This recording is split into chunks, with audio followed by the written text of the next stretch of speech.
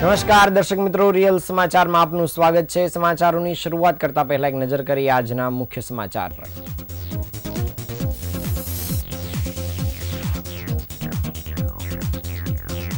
પાલિકાની તપાસમાં 6 જગ્યાએ ઘી, ગોળ અને દહીં અખાદ્ય સાબિત થયા।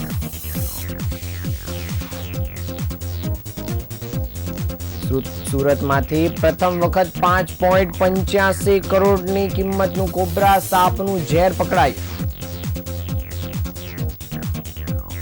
સુરત આરટીઓમાં નો એજન્ટ એન્ટ્રીથી આખો દિવસ ઓહાપોહ સર્જાયો। શહેરના લોકોને ભોળવી એટીએમ કાર્ડ બદલી લેતી ટોળકી પકડાઈ।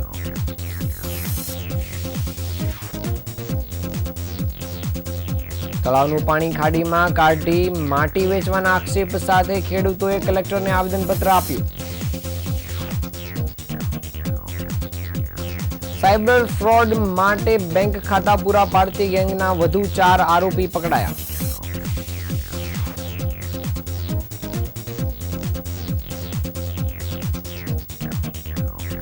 સમાચાર વિગતે જોઈએ। સુરત પાલિકાના આરોગ્ય અને ફૂડ વિભાગે શહેરના અલગ અલગ વિસ્તારોમાં કાર્યવાહી કરી 6 સંસ્થાઓમાંથી ખાદ્ય પદાર્થના નમૂના લીધા હતા, જેમાં તમામ નમૂના સબ સ્ટાન્ડર્ડ જણાયા છે।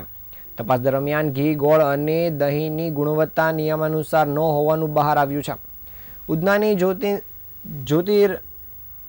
જ્યોતિરાદિત્ય ફૂડ્સ પ્રોડક્ટનું ટેબલ માર્ગેરિંગ, જ્યારે ડભોલીની અક્ષર ઘીનું ગાયનું વલોણા ઘી તેમજ રેલવે સ્ટેશન નજીક મે આકાશ મોટેલ્સ પ્રાઇવેટ લિમિટેડનું દહીં, બમરોલીની ન્યૂ ધનલક્ષ્મી કરિયાણા સ્ટોરનો સફેદ ગોળ તેમજ લસકાણાના અલ્પેશ સાવલિયા પાસેથી લેવામાં આવેલ ઘી અને વેસુની કૃષ્ણા સ્ટોરનો ગોળ સબ સ્ટાન્ડર્ડ મળ્યા છે। આ અગાઉ લસકાણા વિસ્તારમાંથી પાલિકાના આરોગ્ય અને ફૂડ વિભાગે મોટી માત્રામાં ભેળસેળયુક્ત ઘીનો જથ્થો મળી આવ્યો હતો, જેમાં અંદાજે 300 કિલો ઘી જપ્ત કરવામાં આવ્યું હતું। તપાસમાં સામે આવ્યું હતું કે તેમાં પામ ઓઇલ અને કેમિકલ મિશ્રિત કરીને નકલી ઘી બનાવાતું હતું। પાલિકાએ સંબંધિત વેપારીઓ સામે આગળની કાયદેસરની કાર્યવાહી હાથ ધરી છે અને શહેરમાં વધુ તપાસ ચાલી રહી છે।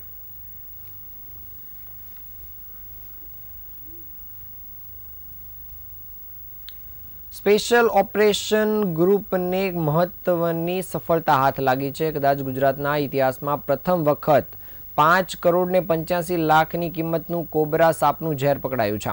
તેની હેરાફેરી કરતા 7 આરોપીઓની ધરપકડ કરવામાં આવી છે, જેઓ અંદાજિત 6.5 ml કોબરા વેનમને વેચવાની ફિરાકમાં હતા, જેની અંદાજિત કિંમત 5 કરોડ 85 લાખ જેટલી થાય છે। આ ઝેર અમદાવાદના એક ઘનશ્યામ સોની નામના શખ્સે આરોપીને આપ્યું હતું અને ઝડપાયેલા 7 આરોપીઓમાંથી સુરતના 2, વડોદરાના 5 ઇસમોનો સમાવેશ થાય છે। આરોપી કોબરા સાપનું ઝેર લઈ તેને લસકાણા અને સરથાણા વિસ્તારમાં મોટી કિંમતમાં વેચવાની પેરવીમાં હતા। તેના ગ્રાહકની શોધખોળ તે કરી રહ્યા હતા। આપને જણાવી દઈએ કે સાપના ઝેરનો ઉપયોગ બ્લડ પ્રેશર અને હાર્ટને લગતી દવાઓમાં વધુ પડતો થતો હોય છે, પણ હાલનું યુવાધન આ ઝેરનો રેવ પાર્ટીમાં નશો કરવા માટે ગેરકાયદેસર ઉપયોગ કરે છે। આ ઉપરાંત સાપ કરડ્યા પછી તેના ઉપચારની અંદર એન્ટીવેનમ તરીકે પણ સાપના ઝેરનો ઉપયોગ થાય છે। ઉલ્લેખનીય છે કે સુરત એસઓજીની ટીમને બાતમી મળી હતી કે કોબરા સાપના ઝેરને વેચવા માટે કેટલાક શખ્સ પૂછપરછ કરી રહ્યા છે। આ ગેંગ સુરતમાં મેરેજ બ્યુરો ચલાવી રહેલા મનસુખ ઘિનૈયા સાથે સંપર્કમાં હતી, જ્યાં ઝેરની ડીલ 9 કરોડમાં ડીલ ડન થઈ હતી। આરોપીઓ રોકડના સોદામાં દરેકના ટકાવારી પ્રમાણે કમિશન નક્કી થયા હતા અને આ ડીલ ડન થયા તે પહેલાં જ ચોક્કસ વોચ ગોઠવીને દરોડા પાડવામાં આવ્યા હતા અને આરોપીઓની ધરપકડ કરવામાં આવી હતી। હાલ પોલીસે આ મામલે કુલ 7 આરોપીઓની ધરપકડ કરવાની સાથે આગળની તપાસ કામગીરી શરૂ કરી દીધી છે।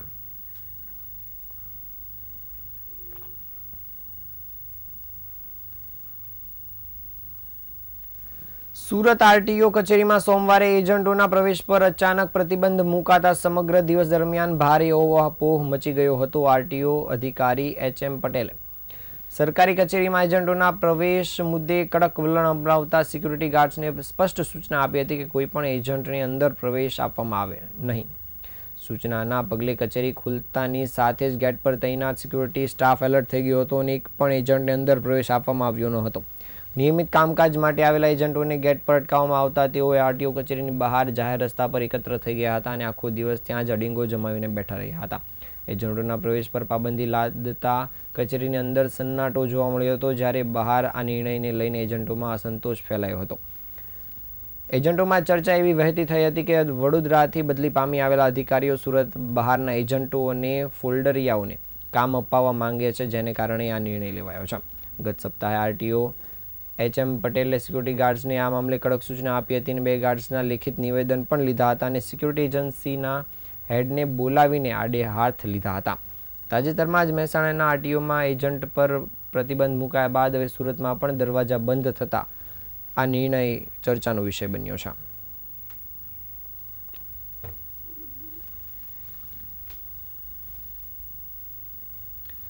સુરત શહેરમાં એટીએમમાંથી રૂપિયા ઉપાડવા આવતા નિર્દોષ, અભણ અને મજૂર વર્ગના લોકોને નિશાન બનાવી એટીએમ કાર્ડ અદલાબદલી કરી લેતી ઠગ ટોળકીને પાંડેસરા પોલીસે ઝડપી પાડી છે.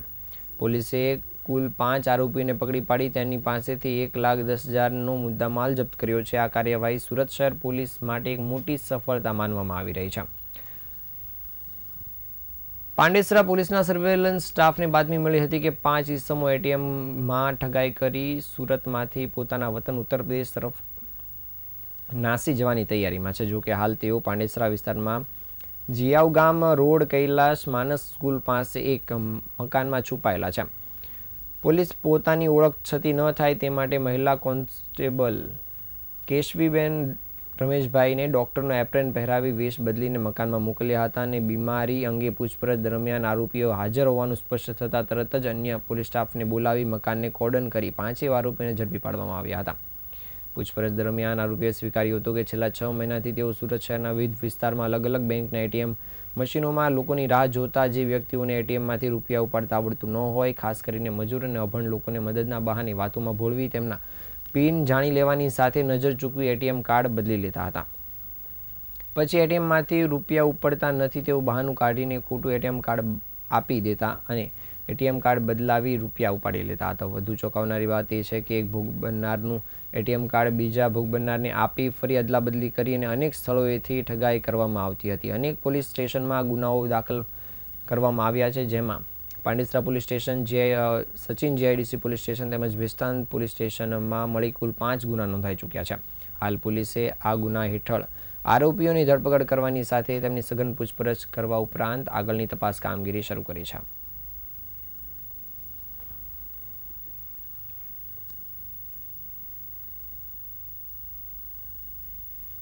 સુરત જિલ્લાના માંગરોળ તાલુકાના મુવેજ ગામના સરપંચ સામે ગામના તળાવનું પાણી પંપ મારફતે ખાડીમાં કાઢી નાખવા અને ગેરકાયદેસર રીતે માટી ખોદીને વેચી મારવાના ગંભીર આક્ષેપ થયા છે. અને આક્ષેપ સાથે જ સ્થાનિક ખેડૂતોએ સુરત જિલ્લા કલેક્ટરને આવેદનપત્ર પણ આપ્યું છે. ટ્રાઇબલ જર્નાલિઝમ ફાઉન્ડેશન ટ્રસ્ટના બેનર હેઠળ મોટી સંખ્યામાં ખેડૂતો કલેક્ટર કચેરી ખાતે પહોંચ્યા હતા અને સરપંચ તથા તેમના મળતિયાઓ સામે કડક કાર્યવાહી કરવાની માંગ કરી હતી. આવેદન મુજબ મુવેજ ગામનું તળાવ આશરે 10 એકર વિસ્તારમાં ફેલાયેલું છે અને છેલ્લા 10 વર્ષમાં સરકારી યોજના હેઠળ વારંવાર ખોદકામ તથા તે 50 થી 90 ફૂટ જેટલું ઊંડું બની ગયું છે. તળાવમાં 12 માસ વરસાદી પાણીનો સંગ્રહ થતો હોવાથી આસપાસના ખેતરોમાં સિંચાઈ માટે તેનો ઉપયોગ થાય છે અને ભૂગર્ભ જળસ્તર પણ સુધર્યું છે. ખેડૂતોનો આરોપ છે કે સરપંચ કેટલાક ઇસમો સાથે મિલીભગત કરી તળાવના પાણીનો વેપાર કરે છે અને મશીન પંપ દ્વારા પાણી ખાડીમાં ઠાલવી દે છે. તેમનો હેતુ તળાવને વધુ ઊંડું કરી તેની માટી વેચવાનો હોવાનું ખેડૂતોએ જણાવ્યું છે. આ ઉપરાંત અગાઉ હજારો ટ્રેક્ટર માટી કાઢવામાં આવી હોવા છતાં ભૂસ્તર શાસ્ત્રીની મંજૂરી લેવામાં આવી ન હોવાનું અને કરોડો રૂપિયાની આવક પંચાયતના ખાતામાં જમા ન કરાઈ હોવાનો પણ આક્ષેપ કરાયો છે. ખેડૂતોએ આ મામલે તાત્કાલિક તપાસ કરી દોષિતો સામે કડક કાર્યવાહી કરવાની માંગ સાથે આજરોજ કલેક્ટરને આવેદનપત્ર આપ્યું હતું.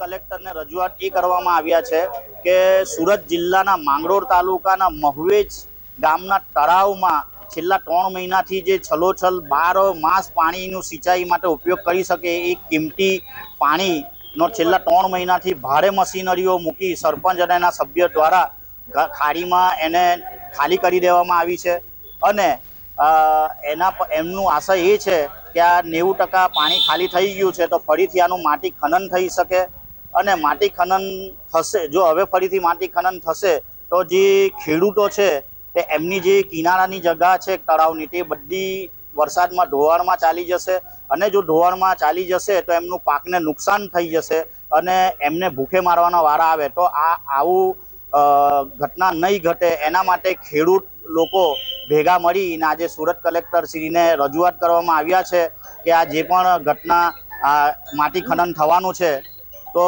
એનું એ તાત્કાલિક ધોરણે એનું બંધ થઈ જાય, જે ધોવાણ અને આજે ખેડૂતોને નુકસાન થવાનું છે એ નુકસાન થતું અટકી જાય એના માટે કલેક્ટરશ્રીને આવેદનપત્ર આપવામાં આવ્યા છે.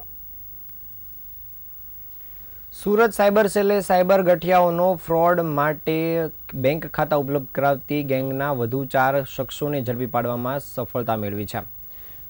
ઓક્ટોબર 2025માં અમરોલી વિસ્તારમાં પાડવામાં આવેલા દરોડા બાદ આ સમગ્ર રેકેટનો પર્દાફાશ થયો હતો, જેમાં પ્રથમ તબક્કે પ્રવીણ દાધલની ધરપકડ કરવામાં આવી હતી અને પોલીસ તપાસમાં સામે આવ્યું હતું કે આ ગેંગ અત્યાર સુધીમાં 154 જેટલા સેવિંગ અને કરંટ એકાઉન્ટ ખાતા ખોલાવ્યા હતા અને આરોપીઓ સેવિંગ ખાતા દીઠ 30,000 ને કરંટ ખાતા દીઠ 1 લાખ રૂપિયાનું કમિશન લેતા હતા. આ ખાતાઓ મારફતે કુલ 212 કરોડ ને 88 લાખ રૂપિયાના શંકાસ્પદ નાણાકીય વ્યવહારો થયા હોવાનું જાણવા મળ્યું છે. આ ખાતાઓ વિરુદ્ધ દેશભરમાં સાયબર ક્રાઇમના પોર્ટલ પર 401 ફરિયાદ નોંધાઈ ચૂકી છે. આરોપીઓ નકલી રબર સ્ટેમ્પ, ફેક ઓનલાઈન ઉદ્યોગ રજિસ્ટ્રેશન અને બનાવટી જીએસટી નંબરનો ઉપયોગ કરતા હતા અને કરંટ ખાતા ખોલાવવા માટે તેઓ ભાડાના મકાન કે દુકાન પર ખોટા બોર્ડ લગાવી બેંક અધિકારીઓને સ્થળ તપાસ દરમિયાન ગેરમાર્ગે દોરતા હતા અને ખાતું ખુલી ગયા બાદ તરત જ ભાડા કરાર રદ કરી દેતા હતા. પોલીસે બાતમીના આધારે રાત્રિ દરમિયાન 25 કર્મચારીઓની ખાસ ટીમ બનાવી ઓપરેશન હાથ ધરી આ ચારેય આરોપીને ઝડપી પાડ્યા છે. હાલ પોલીસ તપાસમાં સામે આવ્યું છે કે નોંધાયેલા 401 ફરિયાદોમાંથી કેટલીક એફઆઈઆરમાં રૂપાંતરિત થઈ છે અને આરોપીઓ અન્ય કેટલાક ગુનાઓમાં સંડોવાયેલા પણ છે.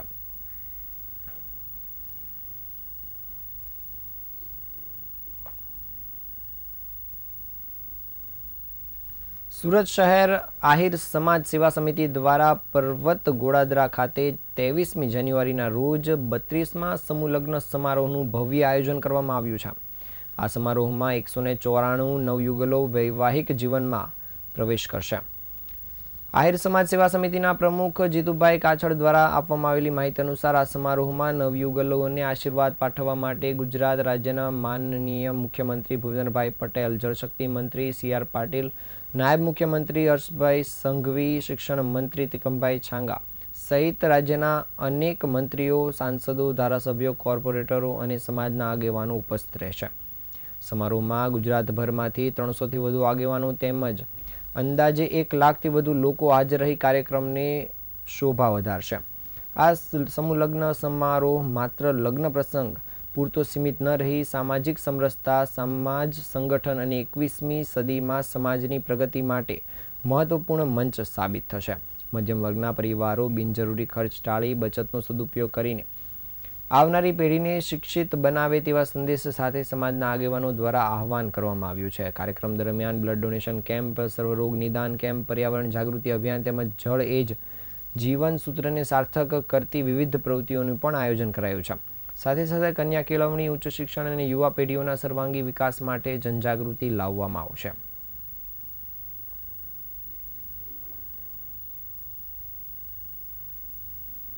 આહિર સમાજ સેવા સમિતિ સુરત દ્વારા 32મા સમૂહ લગ્ન સમારોહનું આયોજન સુરત ખાતે 23 જાન્યુઆરીના રોજ થઈ રહ્યું છે. 194 નવયુગલો પ્રભુતામાં પગલાં માંડશે અને એમને આશીર્વાદ આપવા માટે ગુજરાતભરમાંથી આહિર સમાજના 300 કરતાં વધારે આગેવાનો, ગુજરાત રાજ્યના માન્ય મુખ્યમંત્રી ભૂપેન્દ્રભાઈ પટેલ, નાયબ મુખ્યમંત્રી હર્ષભાઈ સંઘવી, જળશક્તિ કેબિનેટ મંત્રી CR પાટીલ સાહેબ અને શિક્ષણ મંત્રી ત્રિકમભાઈ છાંગા અને 1 લાખ કરતાં વધારે આહિર સમાજના લોકો આ કાર્યક્રમમાં ઉપસ્થિત રહેવાના. બધા જ લોકો માટે ભોજનની વ્યવસ્થા થઈ છે. 4000 કરતાં વધારે યુવાનો આ કાર્યક્રમને સફળ બનાવવા માટે સેવા આપવાના છે અને ખૂબ આનંદની વાત છે કે આ પ્રવૃત્તિની સાથે સાથે સમાજની એકતાનું પ્રતીક બને અને અહીંથી આગામી દિવસોમાં સમાજની સંરચના થાય અને આગામી દિવસોમાં આહિર સમાજ કેવી રીતે પ્રગતિ, કઈ દિશામાં પ્રગતિ કરી શકે એનું આહવાન પણ આ મંચના માધ્યમ દ્વારા થયું છે. દક્ષિણ ગુજરાત ભરવાડ સમાજના 9મા સમૂહ લગ્નમાં આ વર્ષે એક અનોખો અને પ્રેરણાદાયી અધ્યાય લખાવા જઈ રહ્યો છે. આગામી 25 જાન્યુઆરી 2026ના રોજ યોજાનારા સમૂહ લગ્નમાં મુખ્યદાતા તરીકે રણછોડભાઈ ગોકુળભાઈ ભડિયાદરા 67 દીકરીઓનું કન્યાદાન કરશે, જેમાં 65 દીકરીઓ ભરવાડ સમાજની અને 2 દીકરીઓ આહિર અને રબારી સમાજની છે. રણછોડભાઈના માતા પિતાની ઈચ્છા હતી કે તેઓ 11 જરૂરિયાતમંદ દીકરીઓને પરણાવે, તે તેમની હયાતીમાં પૂર્ણ ન થઈ શક્યું. આજે એ જ સપનું 67 દીકરીઓને પરણાવીને સાકાર કરી રહ્યા છે. ખાસ વાત એ છે કે તેઓ પોતાની 2 સગી દીકરીઓને પણ આ જ સમૂહ લગ્નમાં પરણાવશે, જે એક ઐતિહાસિક ઉદાહરણ ગણાય છે. સમૂહ લગ્ન માટે 51 વીઘાના વિશાળ ગ્રાઉન્ડમાં ભવ્ય આયોજન કરવામાં આવશે, જ્યાં અંદાજે 50,000 લોકોની હાજરી અપેક્ષિત રહેશે. દરેક દીકરીને કબાટ, બેડ, વાસણ સહિત 75થી વધુ જીવન જરૂરી વસ્તુઓનો કરિયાવર તરીકે આપવામાં આવશે. દક્ષિણ ગુજરાત ભરવાડ સમાજ સમૂહ લગ્ન સમિતિના પ્રમુખે જણાવ્યું હતું કે છેલ્લા 8 વર્ષથી સમિતિ સમૂહ લગ્નનું આયોજન કરે છે, પરંતુ આ વર્ષે રણછોડભાઈએ સ્વેચ્છાએ સમગ્ર ખર્ચ ઉઠાવવાની પહેલ કરી છે, જે સમગ્ર સમાજ માટે ગૌરવની વાત છે. રણછોડભાઈએ જણાવ્યું હતું કે ભરવાડ સમાજ સંઘર્ષવાળો સમાજ છે. મેં જે દિવસો જોયા છે એવા દિવસો મારી દીકરીઓને ન જોવા પડે એટલે જ આ આયોજન કર્યું છે. તેમના માનવ સેવાના કાર્યે આજે હજારો લોકો માટે પ્રેરણા ઊભી કરી છે.